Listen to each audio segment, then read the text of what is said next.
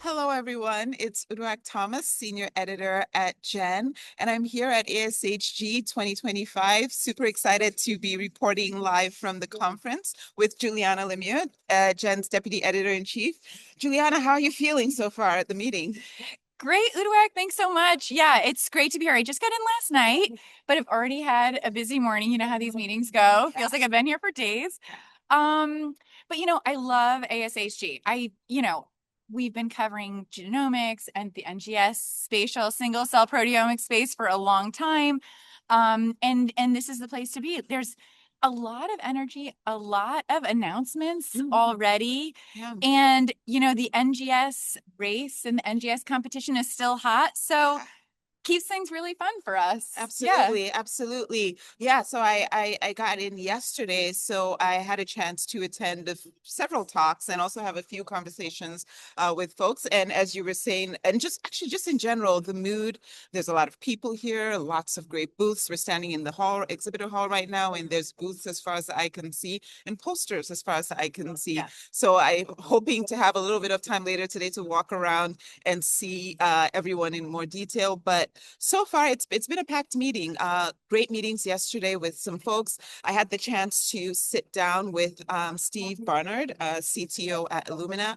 And of course, I'm sure as a lot of our audience knows, in the last few years, Illumina has sort of snapped up quite a few companies as part of this broader strategy to expand beyond just the genomic space. So we had a really great conversation, and I'm going to be writing about that. So folks should definitely keep an eye. And if you haven't signed up for our newsletter, you really should. Our ASHG special newsletter, you really should, so that you don't miss the conversation, the report on the conversation that I had with Steve. So that's super exciting. And Juliana, you also were in some presentations from Illumina. Yeah, Illumina is big and strong here at the meeting for sure. And they're really continuing from what I've just seen from just this morning. I just got out of their lunch talk. So their continued push on multiomics. And so, I mean, just the lunch talk that I was just in, so there were 3 speakers. Matt Brown, the CSO at Genomics England, talking about how they were using proteomics in rare disease. Sheila Dodge at the Broad talking about single cell.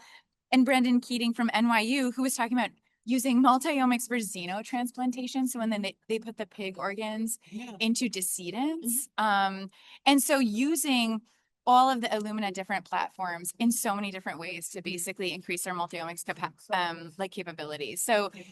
So that was really interesting. And I'm glad that you got to talk to Steve yesterday. Yeah. He's terrific. Yeah, he's definitely very, very knowledgeable. Oh my gosh, yeah, he's been there for a long time. Yeah. I did want to talk about the other sort of big, still sort of staying on the theme of sequencing companies. Yeah. Sort of the other really big player at this year's meeting, I think. I mean, all the players are here. Ultima, every PacBio, everyone's here. But the other company that sort of garnered quite a bit of attention at this meeting, which actually started back at AGBT, is Roche with their sequencing technology. So I was in a couple of presentations yesterday where they talked about the workflow. And I mean, the first one I went to was also at the lunch. I think it was at the lunch hour yesterday, standing room only, like nobody. I was standing to the side. I couldn't even get a seat. And then went to another talk later in the day where they kind of went into more detail on the technology, the workflow itself, and some specific applications. And again, packed room. Definitely everyone sort of keeping their eye on this technology and what it brings. And Juliana, you also had a really great conversation. Still on the topic of Roche. Yeah, I got to talk to Mark Kokoris, who originated this technology as Stratios, in I think 2007 is the real true origin of the technology. And I also had spoken with him. So at AGBT, they really, it was like, this is what SBX is. This is what the technology is. And this is, what we're thinking about. The presentations at ASHG have been, look at what it's done. So they're showing how they broke the world record for fast turnaround time. They're showing longer reads, huge throughput, and high accuracy. So, and he had, their own internal data, their own internal benchmarking, but also instruments now placed in at least 2, I think 3 other outside institutions. So really starting to show what it does. And then they announced that, they'll be commercially available next year, 2026. And they did announce the price tag, which will be, correct me if I'm wrong, $750,000. $750,000. So that I think that was a question that was on a lot of people's minds coming Although in. no price yet on consumables, which is also the next question on everybody's minds.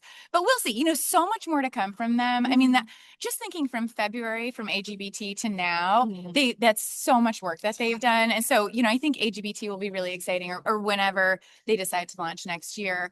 But also that said, yes, Roche has been a big presence here, but I'm really excited to hear from the other NGS companies too. I'm meeting with Gilad Almogi from Ultima a little bit later today.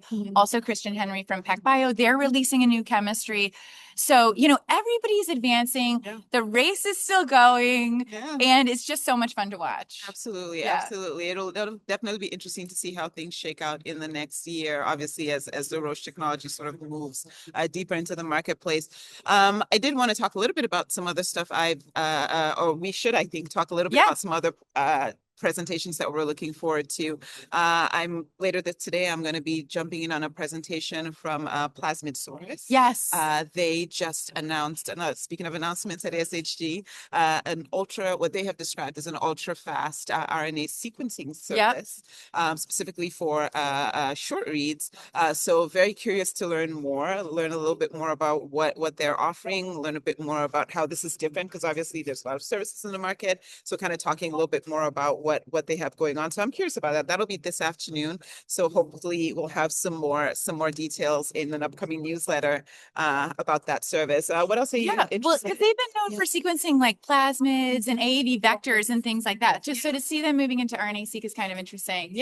That'll be an interesting conversation. Another company. Well, Plasmidsaurus, I think, is even a younger company. I think it's like 2023 or something when two companies merged.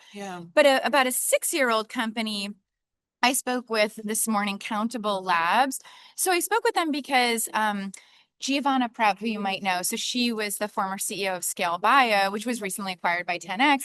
So after that move, she moved in now as a CEO of Countable Labs. The company's been around for 6 years.